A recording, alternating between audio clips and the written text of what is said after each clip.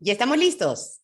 Amigos, muy buenos días. Gracias por acompañarnos este viernes 17 de junio del 2022. Transmitimos desde la mitad del mundo. Quien les habla, Susana Naranjo, les da la más cordial bienvenida a su programa Petroenergía, recordándoles que estamos siendo retransmitidos a través de nuestro canal aliado prensa.es.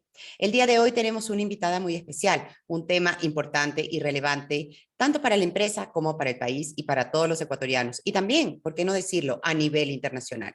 Vamos a hablar con la ingeniera Silvana Pastor, ella es vicepresidente administrativa financiera de la petrolera Gente Oil. Pero antes de iniciar la conversación, vamos con los precios del petróleo a esta hora. El WTI está en 115,61 con tendencia a la baja, el Brent en 118,15 con tendencia a la baja y el gas natural en 7,330 también con tendencia a la baja. Bueno, ahora sí, le tenemos ya a Silvana con nosotros, con quien compartiremos micrófonos. Y vamos a hablar sobre el laudo arbitral a favor de la empresa petrolera Gente Oil por el caso Singue. Silvana, muy buenos días y bienvenida. Buenos días, mi querida Susi. Un buen día a toda tu audiencia. Muchísimas gracias. Un buen día para ti también. Gracias por acompañarnos hoy. Bueno, el 24 de mayo del 2022, un Tribunal de Arbitraje Internacional constituido bajo las reglas de arbitraje de la Comisión de las Naciones Unidas emitió el laudo final que confirmó que la actuación del Ecuador violó el contrato con Gente Oil. Cuéntanos, por favor, Silvana, de qué se trata esto. Efectivamente, el 14 de abril del 2018 damos inicio y notificamos la controversia en la Haya ante la Corte Permanente, porque el accionista veía que se venía vulnerando el contrato a raíz de la emisión del informe de Contraloría de agosto 2017.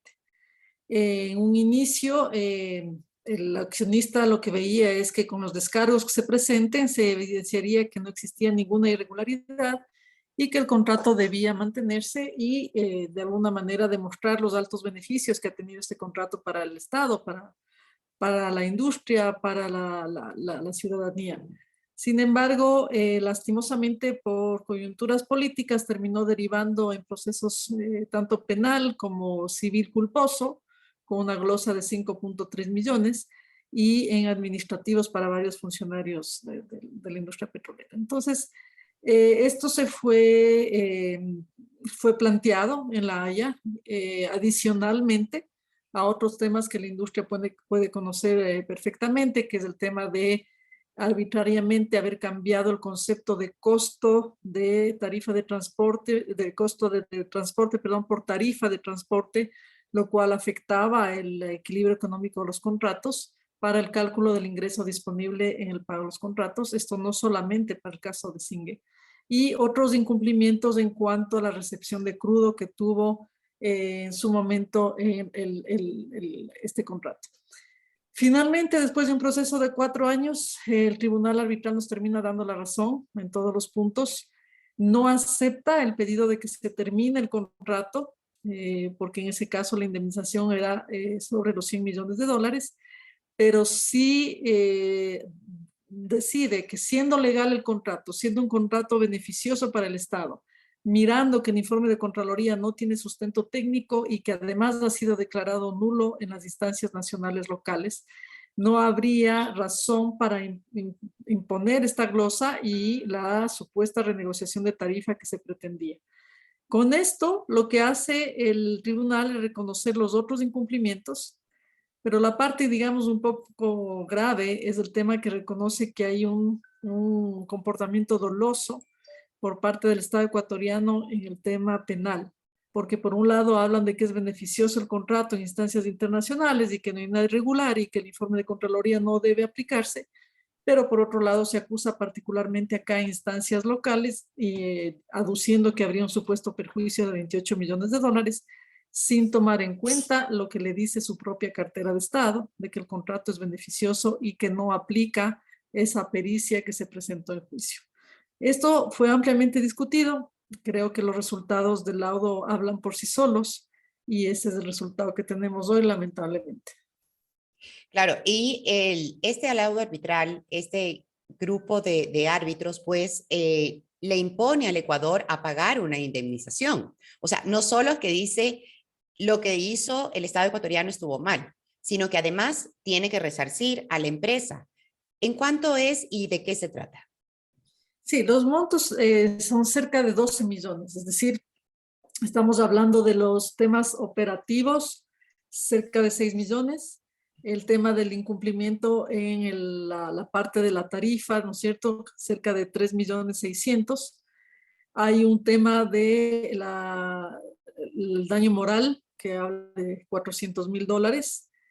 Y hay el tema de reconocimiento de los costos y las costas, digamos, del proceso arbitral.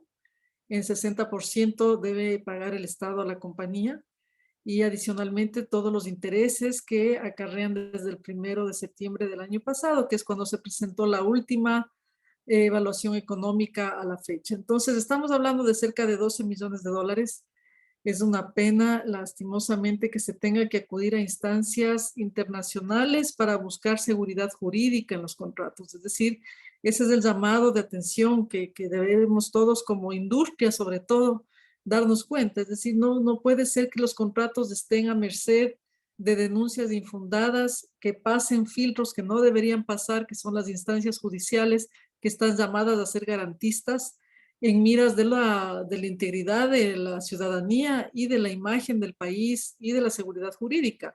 No puede ser que el país continúe con laudos arbitrales, que si respeten los contratos, que los inversionistas se vean abocados a difamaciones de este nivel por intereses y coyunturas políticas en este caso. Correcto. En ese sentido, ¿cuál sería la respuesta? ¿Por qué la Contraloría actuó de esa manera, teniendo los documentos, como tú los presentaste en algún momento, de hecho, en este programa, ya hace algún tiempo, que era la del Ministerio de Energía, ¿verdad? Que decía que el contrato estaba bien, que el cálculo, porque esa era la base de la divergencia, que el cálculo del valor del barril de la producción era distinto o era que no se favorecía al Estado ecuatoriano, sino que más bien se lo perjudicaba. Es buena tu pregunta, Susi, porque lastimosamente eh, esto obedece a varios factores. Uno, quien hace el informe de Contraloría del Campo Singue es una persona que no tenía título a la fecha, no se había graduado aún de la universidad. Y es una persona que jamás había auditado un contrato petrolero, no tenía conocimiento alguno. Entonces, sentarse en contraparte un auditor que no tiene conocimiento alguno de cómo funciona la industria ya pone en riesgo a los inversionistas y a los funcionarios, obviamente, públicos.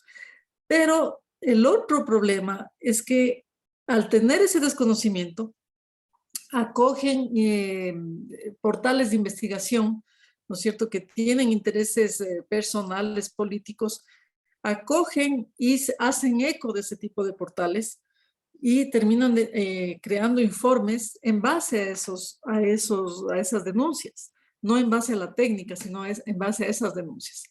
Esto demuestra la fragilidad que tenemos como sector.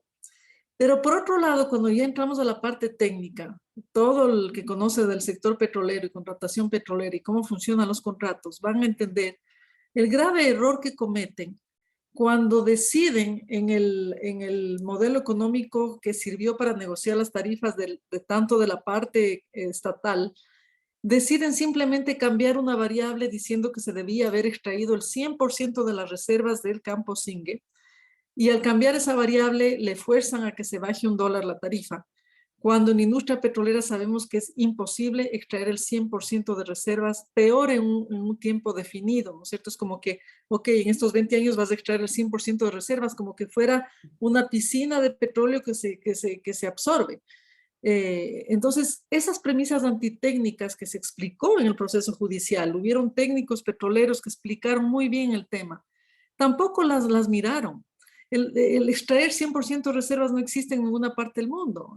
La SPE tiene inclusive a nivel internacional y local, que para reservas probadas se extraen hasta el 90% en el mejor de los casos. Esta comisión utiliza en la negociación el 93%, se va por encima de lo que es la norma. Es decir, fue en beneficio del Estado. Con eso le fuerzan a bajar $1. supuestamente la tarifa, y resulta que la multiplican por la producción que se había entregado a la fecha y establecen el perjuicio de 5.3 millones. Lo grave es que estos temas antitécnicos los acogen los jueces fiscales, desconocen de la técnica petrolera. Entonces se empieza a hacer una evaluación como que fuesen contratos de obra cierta. Es decir, como que tanto vale el cemento, entonces tanto. Entonces lo hacen de la misma manera en el tema petrolero. Y es gravísimo porque el tema petrolero son contratos de riesgo, todo es incierto. Una tarifa no es beneficiosa o perjudicial. Lo beneficioso del contrato es cuánto crudo les traes en beneficio del Estado, porque la compañía asume todos los riesgos, los costos, las inversiones, el Estado no pone dinero. Si la compañía no es eficiente en el manejo de sus costos de esa tarifa, cuando tienes costos promedios de 12, 13, 14 dólares por barril, más 10 dólares más o menos promedio de inversión, más las contribuciones a comunidades, los tributos, las contribuciones al ministerio, llegas a más o menos 29, 30 dólares. Las compañías tienen 3 dólares, 4 dólares de margen para mover sus costos. No pueden atacar a una tarifa, lo que tienen que entender es el espíritu del contrato. Y ese es el problema de la Contraloría y se utilizó políticamente. En ese sentido, ¿cuál es el contrato que Gente Oil maneja al momento con el Estado ecuatoriano? El contrato es el mismo contrato que tienen 24, 22 contratos, que es el de contrato de servicios con tarifa. Es decir, la compañía solamente recibe una tarifa por el servicio de extraer el crudo y entregarle el crudo al Estado ecuatoriano. El Estado no pone recursos financieros en lo absoluto, no pone nada, entrega el campo y la compañía tiene que cumplir en un periodo de 20 años un plan de inversiones mínimo. Si de ahí la compañía sigue desarrollando el campo es porque legalmente es lo que manda la ley de hidrocarburos en beneficio del Estado. Mientras más producción se extrae, no es que le beneficia solo a la compañía, le beneficia al Estado ecuatoriano y obviamente a la compañía, pero para eso tiene que pasar el periodo de contrato para que pueda amortizar sus inversiones, recuperar el monto invertido. En cambio, el Estado recibe desde el día 1 el primer barril, sin haber puesto recursos, ya lo puede vender. La compañía tiene que recuperar lo que ha invertido. Susi, 160 millones de dólares, cuando el contrato pedía 28 millones de dólares. Se perforaron no 3 pozos, 16 pozos. Es decir, no hay cabida que puedan hablar de que hay un peculado. Y eso se refleja también en el laudo, cuando el tribunal dice, se ha demostrado que es un contrato altamente beneficioso para el Estado ecuatoriano. Correcto. ¿Han pensado ustedes como empresa cambiar el tipo de contrato, como lo está solicitando actualmente y está negociando el Ministerio de Energía y con el presidente Lasso? La compañía siempre está abierta en pro del Estado y de la compañía también en seguir invirtiendo, ver las mejores alternativas que haya para incrementar la producción. Todavía no hemos tenido la propuesta final por parte del Ministerio de Hidrocarburos para el nuevo contrato. Estamos en eso, entiendo que están ya finalizando los detalles y la compañía sigue operando acá, entonces siempre va a ser una opción mirar esa opción. Correcto. En algún momento cuando se dio este problema de la situación del Estado ecuatoriano, por llamarlo de alguna forma, que realmente fue un tema de gobierno, ¿verdad? En contra de Gente Oil. Ustedes ya no pensaban invertir aquí en el país. Hoy han cambiado esa visión. ¿Qué es lo que van a hacer? No, la compañía siguió invirtiendo porque afortunadamente sí hubo una posición firme del Ministerio de Hidrocarburos en decir que este contrato era beneficioso y que no iban a aplicar la recomendación de la Contraloría General del Estado. Entonces la compañía, si bien inició el arbitraje, continuó cumpliendo con el contrato, continuó invirtiendo. Por eso a la fecha del informe de auditoría en el 2017 la compañía había invertido 120 millones. Hoy estamos hablando de 160 millones más 250 millones de dólares en costos de operación. Entonces, no es que se dejó de invertir. La compañía sigue invirtiendo, el laudo le indica que debe seguir manteniéndose el contrato, entonces se seguirá invirtiendo como lo hemos hecho hasta ahora. Este tipo de laudos internacionales dan confianza a las empresas, obviamente, porque les permite definir que el gobierno o las personas que estuvieron manejando en ese momento incurrieron en un gravísimo error. Pero ¿por qué llegar a instancias internacionales cuando deberíamos nosotros en Ecuador o en Latinoamérica tener como un centro de mediación para llegar, pero un centro de mediación técnico sobre el sector hidrocarburos, ¿verdad? Y, ¿por qué no?, también sobre el sector minero, para llegar a acuerdos mucho más fáciles y ágiles. Pues la posición de la Procuraduría, por ejemplo, fue de acusación, ¿no? Así es, lastimosamente, ¿por qué se da eso y por qué no funcionaría ese esquema? Porque mientras estemos contaminados políticamente como industria y mientras las instancias locales obedezcan a la coyuntura y al poder político de turno, nunca habrá la protección sobre la industria y los contratos. Cuando tú te vas a una instancia internacional que está desapegada de intereses políticos y que no se benefician en lo absoluto de un resultado político local, tienes una garantía de que van a actuar apegados a lo que es la técnica petrolera en este caso, y no a una coyuntura de beneficiar a X o Y persona. Porque aquí no estamos hablando de gobierno, Susi, y eso quiero tener claro. Los laudos se han dado en este gobierno, en el anterior, en el pasado. O sea, es una constante que ha hecho que si tú miras a la industria petrolera, se ha ahuyentado a las empresas multinacionales grandes, ¿no? Ya no están acá, todas han tenido procesos arbitrales. Con las pocas que quedan medianas o pequeñas, se sigue la misma práctica. El miedo a la Contraloría General del Estado hace que los funcionarios del sector no quieran mover un papel. Así El es. miedo a la presión política hace que las inversiones no se den con las empresas que están acá. Peor llamar a que vengan empresas internacionales cuando hay estos precedentes. Yo creo que hoy el gobierno tiene una oportunidad impresionante y muy importante de actuar, tomar cartas en el asunto, actuar en derecho, no dejar que Singue se convierta en el precedente para que haya cabida a irse contra otros contratos que son exactamente iguales, que se ponga gente técnica en la Contraloría General del Estado. No podemos estar en manos de gente que no conoce y no entiende la industria, que se capacite.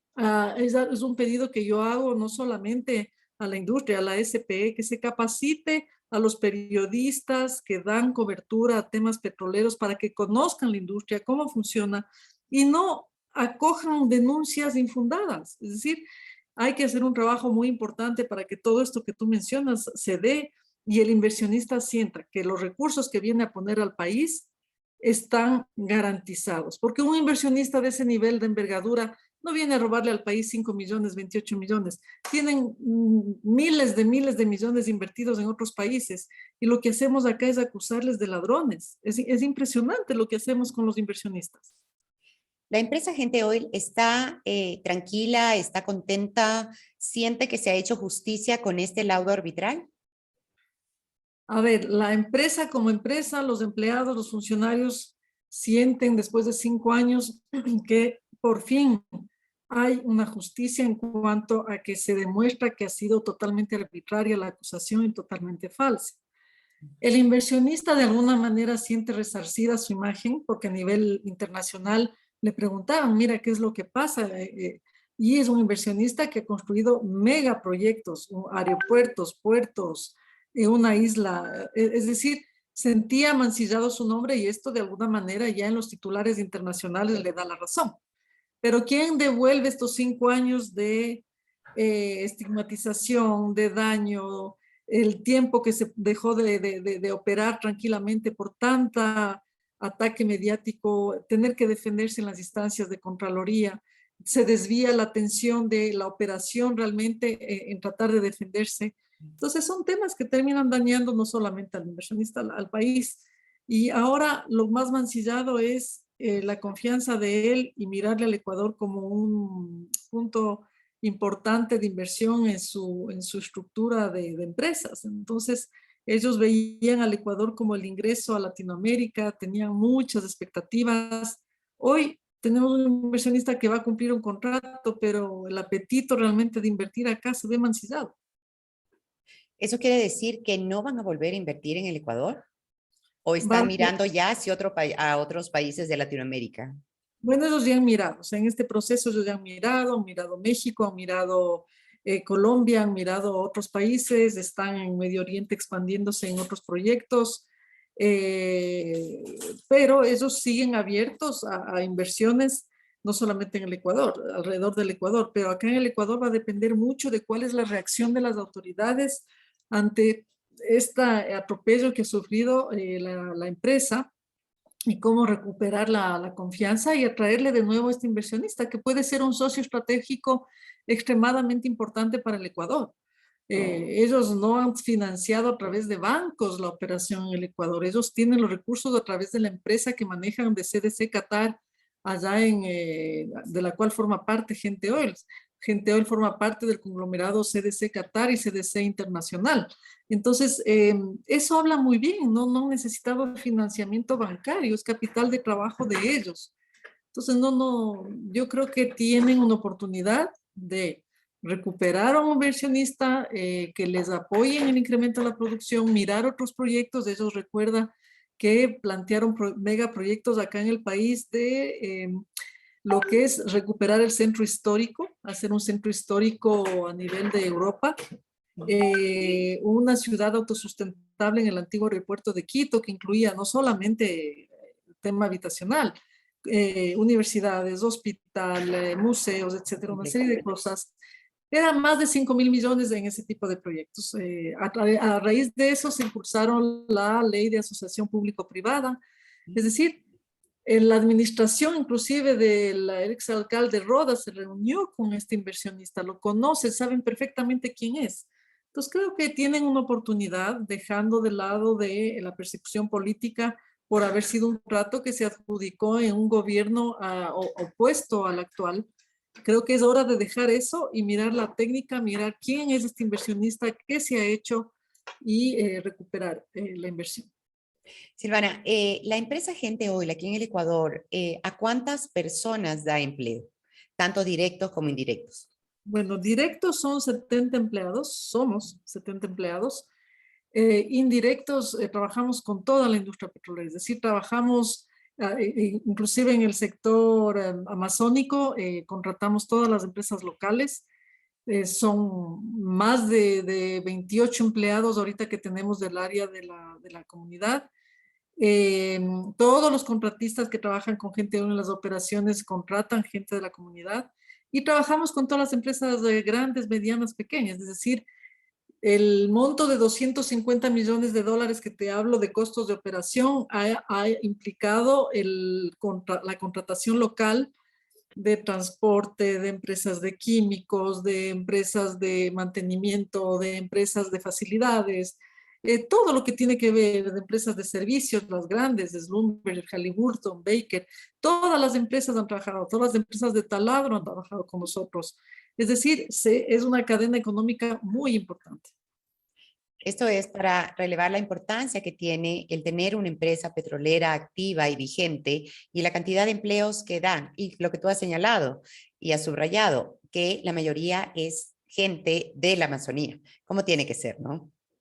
Y fíjate que los proyectos sociales en la Amazonía superan los 15 millones de dólares, es decir, tanto en lo que se entrega por la ley a través de la participación en las utilidades, como los proyectos ya puntuales que hemos desarrollado con las comunidades. Entonces, esos beneficios son muy importantes. La política no lo mira, pero la gente que vive en la Amazonía sí lo percibe.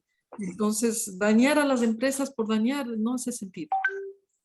Ahora, ¿qué esperar? Luego de este laudo, ¿qué le espera a Gente Oil Ecuador y a todo su equipo? Trabajo, recuperar el optimismo, seguir trabajando como se ha trabajado hasta hoy, recuperar el ímpetu del inversionista y ese enamoramiento que tuvo con el país. Y Gente Oil va a seguir entregando lo mejor de sí, incrementar la producción, seguir trabajando de la mano con el Ministerio de Hidrocarburos en los planes que estamos presentando de acondicionamientos de pozos, de posiblemente pozos adicionales de avanzada. Es decir, Gente Oil va a continuar con su contrato de los 10 años. Aspiro y espero que logremos como Ecuador recuperar la confianza del inversionista, ojalá recuperar las relaciones con el gobierno actual y poder seguir adelante invirtiendo en otros proyectos, ojalá. Ese es un sueño que tenemos todos. Claro que sí, es importantísimo, por el bien no solo de la empresa, también de todos los ecuatorianos, ¿verdad? Así es, Susi. Perfecto. Y para finalizar, ¿no han tenido ningún problema con el tema de las movilizaciones y demás? El campo Por el está tranquilo. momento, digamos, afectaciones de paralización de nuestras operaciones no, Ujú. pero ya estamos sintiendo, tenemos ya pocos días de a la capacidad operativa por abastecimiento de diésel, alimentación, obviamente, de toda la operación en el campo. Eso ya nos empieza a preocupar, nos quedan pocos días, aspiramos que se den los diálogos entre Así. las autoridades con la gente que está generando el paro, porque posiblemente si seguimos así más días, las operaciones tendrán que pararse. No, es una situación terrible. Esperemos que sí, que se Ujú. llegue al diálogo, que es la mejor forma de Así tener es, acuerdos entre eh, entidades, entre el gobierno, entre personalidades, ¿verdad? Así así que es. aboguemos todos porque se llegue a eso muy pronto. Esperemos que Silvana, sí. tal vez unas palabras finales. No, creo que es hora de que la industria también se una, es decir, hoy Gente Oil sufrió este embate, pero el momento en que la industria se siga manteniendo politizada y no absolutamente técnica y blindada y unida, hoy somos nosotros, mañana serán otros. Creo que es hora de que haya voceros técnicos de la industria. Creo que es hora de que a estos espacios, por ejemplo, como Petroenergía, se les dé el valor de que acudan los periodistas a buscar la información, porque acá está la parte técnica real. Entonces creo que es hora de que la industria se una a través de la SP, a través de Petroenergía, a través de las cámaras, a través de los gremios y ya se blinde a la inversión extranjera. Bueno, y también invitarte a participar en la Cámara Ecuatoriana de Energía que se acaba de formar, ¿no? La Muchísimas semana gracias. anterior. Así que esperamos trabajar en conjunto con todo el sector. Con todo gusto. Muchas gracias, Susi. Bueno, agradecemos a Silvana Pastor, ella es vicepresidenta administrativa financiera de la empresa petrolera Gente Oil aquí en el Ecuador, quien nos ha dado un panorama amplio y nos ha indicado de qué se ha tratado este laudo arbitral a favor de la empresa. Bueno, abogamos todos porque siempre se den acuerdos técnicos, acuerdos completamente técnicos a favor de la industria y, por supuesto, de las empresas. Agradecemos a Prensa EC la retransmisión de este programa. Recordarles que esta y todas nuestras entrevistas las pueden mirar a través de nuestra página web petroenergia.info. Queremos desearle un excelente viernes, un día diferente para hacer Petroenergía en esta semana. Un abrazo cariñoso para todos. Nos vemos la próxima semana. Gracias, Susi. Un abrazo a todos. Un abrazo para ti.